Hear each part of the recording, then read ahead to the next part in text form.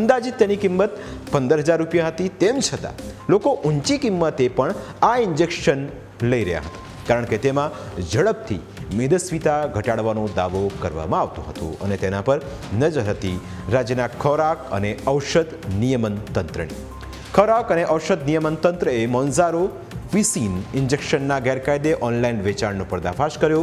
Food અને drug વિભાગને ફરિયાદ મળ્યા બાદ 22 ડિસેમ્બર 2025ના રોજ કરાયેલી તપાસમાં મોટું ઓનલાઈન દવા કૌભાંડ બહાર આવ્યું હતું, જેમાં એક્સપ્રેસ હેલ્થકેર કન્ઝ્યુમર પ્રાઇવેટ લિમિટેડની સંડોવણી બહાર આવી હતી અને મેડિકામેન્ટ સોલ્યુશન પ્રાઇવેટ લિમિટેડની સંડોવણી સામે આવી હતી।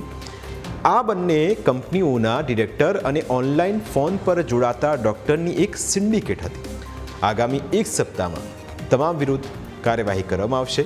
તંત્ર દ્વારા મેડિકામેન્ટ સોલ્યુશન પ્રાઇવેટ લિમિટેડનું લાયસન્સ કાયમી ધોરણે રદ કરવામાં આવ્યું છે।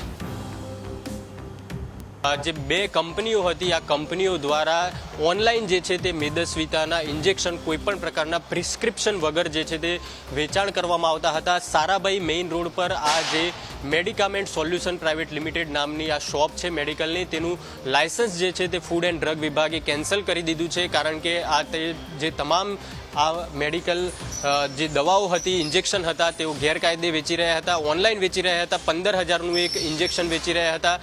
મહત્વની વાત એ છે કે આ ઇન્જેક્શન જે છે તે ડાયાબિટીસ માટે જે તે સમયે બનાવવામાં આવ્યું હતું, પરંતુ ધીરે ધીરે તેનો ઉપયોગ હવે મેદસ્વીતા ઘટાડવા માટે થવા લાગ્યો છે। તેવામાં આ જે સમગ્ર ઇન્જેક્શનના જે કૌભાંડ સામે આવ્યું છે, તેમાં કોઈપણ પ્રકારના પ્રિસ્ક્રિપ્શન વગર એક સિન્ડિકેટ મારફતે આ સમગ્ર કૌભાંડ જે છે તે ચલાવવામાં આવી રહ્યું હતું।